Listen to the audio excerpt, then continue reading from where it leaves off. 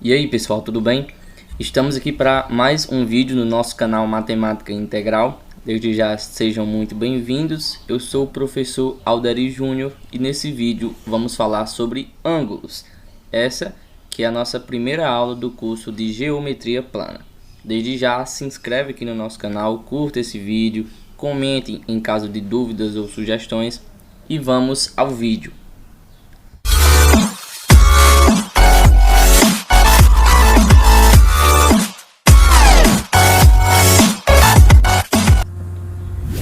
Então pessoal, vamos começar aqui um novo estudo. A geometria plana ou geometria euclidiana plana faz um estudo do plano, reta e ponto.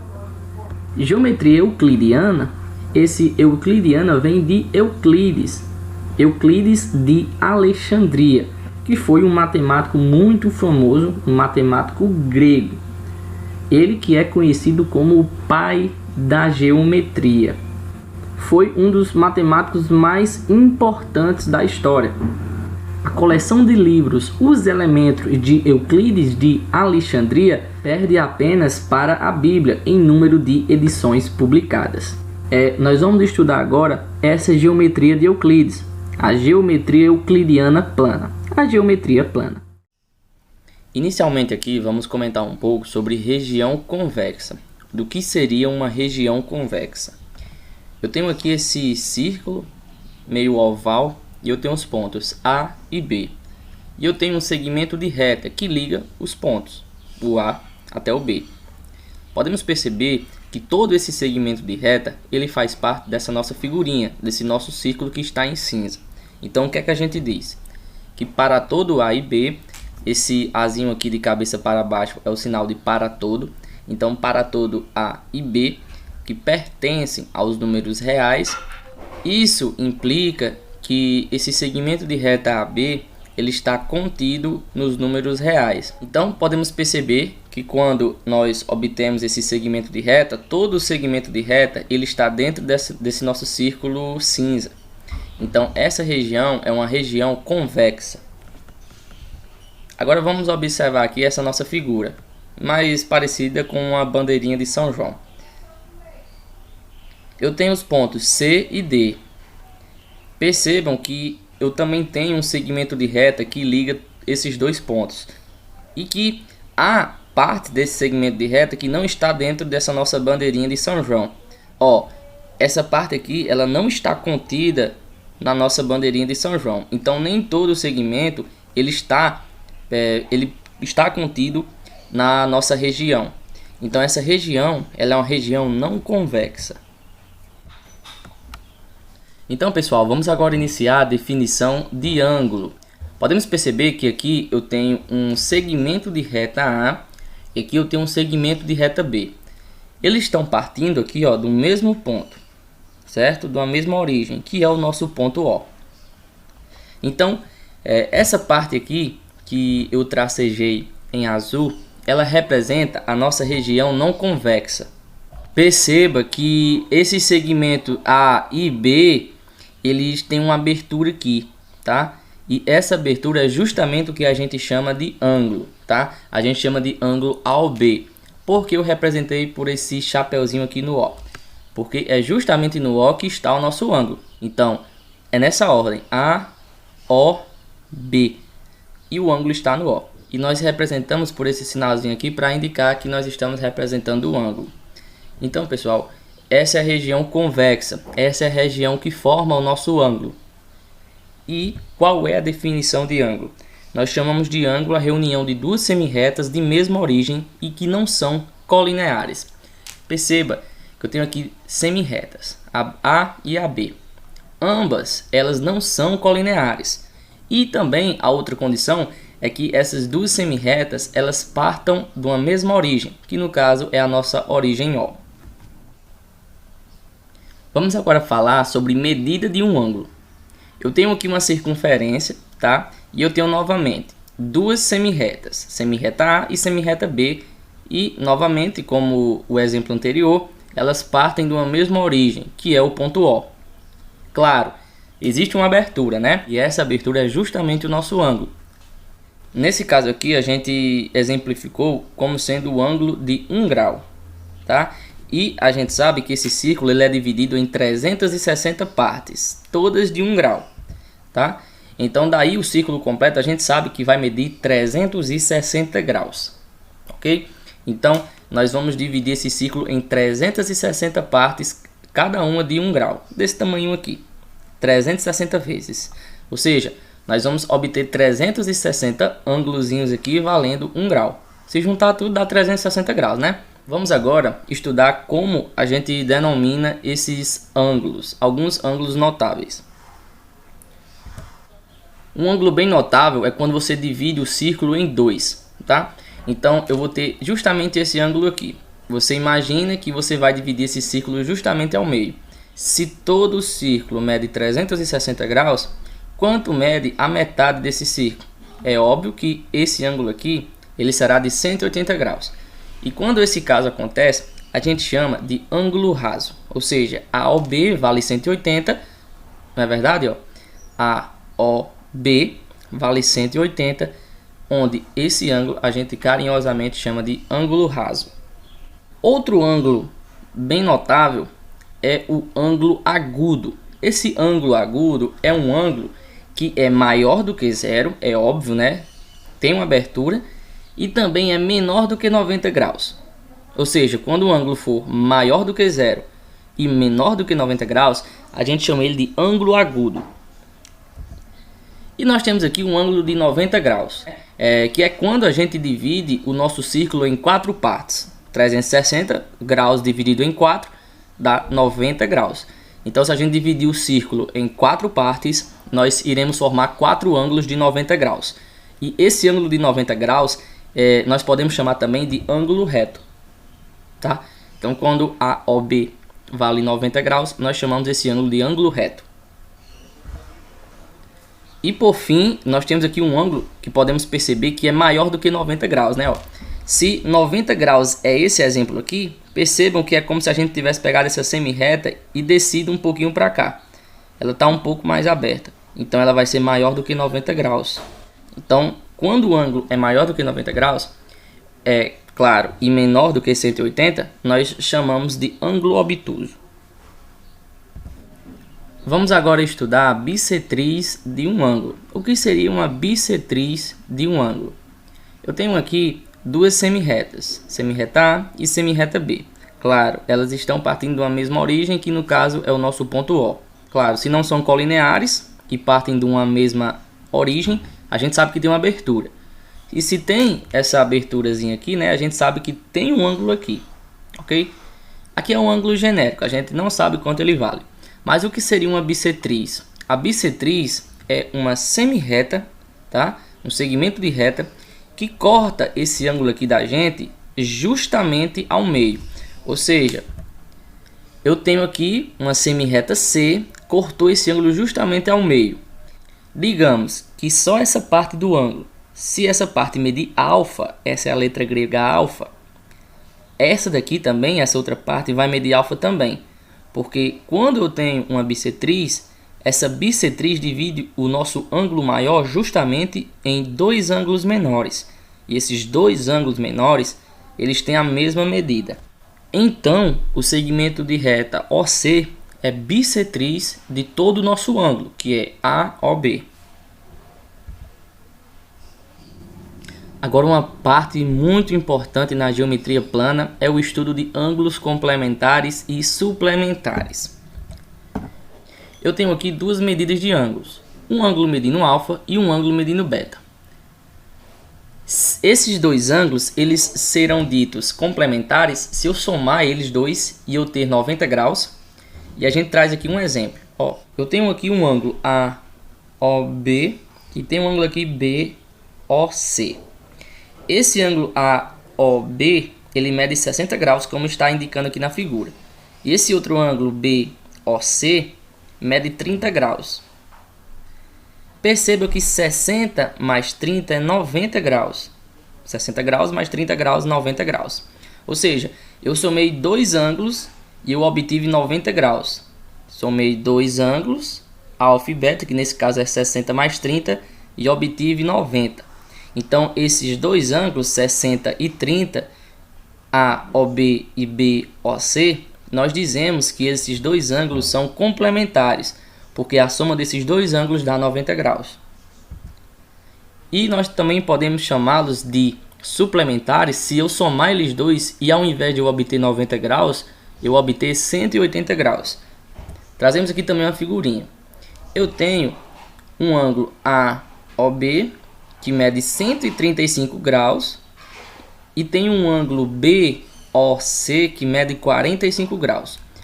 Quanto é 135 mais 45? É justamente 180. Então, eu somei dois ângulos e eu obtive o valor de 180 graus. Então, o ângulo AOB e o ângulo BOC, eles são suplementares. Por quê?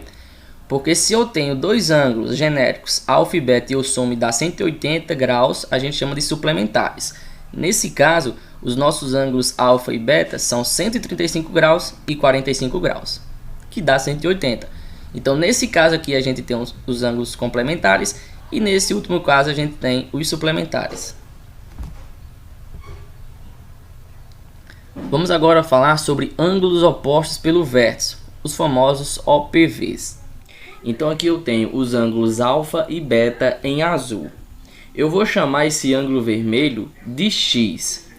Então, o que seria dois ângulos opostos pelo vértice? São dois ângulos que estão aqui tendo seu início no mesmo ponto. Nesse caso, esse ponto aqui, ele é o vértice para ambos os dois ângulos. E uma propriedade importante é que ângulos opostos pelos vértices, esses ângulos eles são iguais, portanto alfa e beta são iguais. Como a gente sabe? Vamos agora demonstrar isso que a gente acabou de falar. Vamos agora à nossa demonstração. Nós podemos perceber que alfa mais x é 180. Se eu juntar esse ângulo alfa com esse ângulo vermelho, perceba que nós vamos ter um ângulo raso, ou seja, um ângulo de 180 graus. Da mesma forma, o ângulo beta com o ângulo x, nós teremos também 180 graus. Ó, se eu somar esse ângulo com esse ângulo aqui. Então, alfa mais x é 180 e beta mais x também é 180. Então, se alfa mais x é 180 e beta mais x é 180, os dois são iguais a 180, então esses dois também são iguais. Ou seja, alfa mais x é igual a beta mais x. Nós vamos obter o quê? Que alfa é igual a beta. Portanto, realmente, dois ângulos que são opostos pelo vértice, esses dois ângulos são iguais. Vamos agora falar sobre ângulos que são formados por retas paralelas cortadas por uma transversal. Como assim? Perceba que a reta R e a reta S elas são paralelas entre si. E eu tenho aqui uma reta T que corta essas duas retas paralelas em diagonal. A gente chama esse tipo de reta de uma reta transversal. Eu vou obter aqui vários ângulos. Eu vou obter o ângulo A, o ângulo B, o D, o C, o E, o F, o H e o G. Então, cada ângulo desse ele tem uma medida. Não obrigatoriamente essas medidas serão iguais. Nós vamos estudar algumas particularidades. Por exemplo, vamos associar o seguinte. Primeiro, ângulos correspondentes. O que são ângulos correspondentes? Aqui a gente traz um exemplo, né? O ângulo Azinho e o ângulo Ezinho. Ó, A que está aqui e E, eles são correspondentes. Nós chamamos esses dois ângulos aqui, ó, de ângulos correspondentes. Assim como o Bzinho e o Fzinho também são correspondentes. Assim como o G e o C são correspondentes. Assim como o H e o D são correspondentes, tá? E quando ângulos são correspondentes, eles dois são iguais, tá bom? Então, a medida de A é a mesma medida de E. Os ângulos alternos internos. O que são ângulos alternos internos? A gente traz aqui até um exemplo. O ângulo Czinho e o ângulo Ezinho. C e E são alternos internos. Por que alternos? Porque podemos perceber que eles estão em lados diferentes dessa transversal. O C está na direita e o E está aqui na esquerda. E por que internos? Porque ambos estão entre as duas retas paralelas, ou seja, da forma interna. Então, Ezinho e Czinho são dois ângulos alternos internos, assim como o Dzinho e o Fzinho também são alternos internos. E quando dois ângulos são alternos internos, eles também são iguais. Por exemplo, C é igual a E, né? Porque eles são alternos internos. Mas por quê? C não é igual a A? Por quê? Eles não são opostos pelos vértices? A gente acabou de ver que dois ângulos opostos pelos vértices, eles são iguais. Então, C é igual a A. E a gente não acabou de ver que A é igual a E? Então, se A é igual a E e A é igual a C, então C é igual a E. Não é verdade? Vamos ver agora ângulos alternos externos. A gente traz aqui um exemplo, o ângulo A e o ângulo G. Eles são alternos externos. Alternos porque eles estão em lados diferentes da minha transversal. O Azinho está na esquerda e o G está na direita. E são externos porque todos dois estão por fora das nossas duas paralelas. Dois ângulos alternos externos também são iguais. Como é que a gente sabe? A é igual a E, não é verdade? Porque eles são correspondentes, a gente acabou de ver. E E não é igual a G? Pelo OPV, né? Pelo oposto pelos vértices, os dois são iguais. Então, se E é igual a G e E é igual a A, então esse A aqui é igual a esse G. Agora vamos falar sobre ângulos colaterais externos. O que são ângulos colaterais externos? Justamente o exemplo de A e H. Eu tenho A aqui e tenho um H. Eles são colaterais, tá? Eles estão no mesmo lado da transversal e eles são externos. E a soma deles dois vale 180 graus. O G e o B também são ângulos colaterais externos. A soma deles dois vale 180 graus. Nós vimos que quando dois ângulos somados dá 180 graus, nós chamamos eles de ângulos suplementares, né?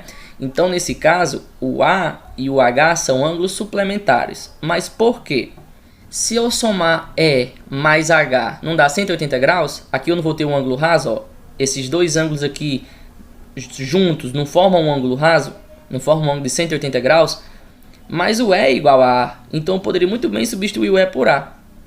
Então, H mais E é 180, então H mais A vai ser 180 também. Da mesma forma, vamos observar o que seriam dois ângulos colaterais internos. Um exemplo disso seria o D e o E. São dois ângulos colaterais porque estão no mesmo lado da transversal e são internos porque todos dois estão dentro das nossas duas retas paralelas. E a soma de dois ângulos colaterais internos também é 180, ou seja, eles também são suplementares. É o exemplo de E e D e o exemplo de F e C, que também são colaterais internos, né? Estão no mesmo lado da transversal e também estão dentro das duas retas paralelas, portanto são internos. Então, ângulos correspondentes são iguais, ângulos alternos internos são iguais, ângulos alternos externos são iguais e ângulos colaterais, tanto externo como interno, eles são suplementares. Tendo em vista isso, é bastante importante, né, que nós vamos ter mais facilidade para responder algumas questões. Inclusive esse exemplo que a gente traz agora. Pede para a gente determinar o valor de x e o valor de y e dá aqui essa nossa figurinha. Então eu apenas tenho informando aqui que esse ângulozinho aqui mede 50 graus. Aí eu quero achar esse que é y e quero achar esse que é x. Vamos obter justamente essas informações. Perceba que se aqui eu tenho 50 graus, encostado aqui ao y eu vou ter 50 graus também, porque são dois ângulos correspondentes e dois ângulos correspondentes são iguais. Então todos os ângulos que serão correspondentes desses aqui serão iguais, irão medir 50 graus. Se eu tenho aqui que esse mede 50 graus, esse aqui vai medir 50 graus também, porque percebo que esse ângulo que eu tenho aqui, ó, ele é correspondente a esse outro ângulo. Então, ângulos correspondentes têm a mesma medida. E perceba que esse outro ângulo aqui também é 50 graus, porque esse ângulo em vermelho é correspondente a esse outro ângulo aqui em vermelho. Tudo bem? Então vamos observar o seguinte: quanto vai medir o valor de x? É justamente 50 graus, porque x e esses 50 graus eles são opostos pelos vértices, tá? Estão sendo opostos pelo mesmo vértice. Então o nosso x a gente sabe que vale 50 graus. E quanto vale y? Ora, vocês concordam comigo que se eu somar esse ângulo y com esse ângulo 50 graus, eu vou ter 180 graus? Porque esse ângulo todo aqui, ó, somando esse vermelho e esse branco, eu vou ter 180 graus. É um ângulo raso.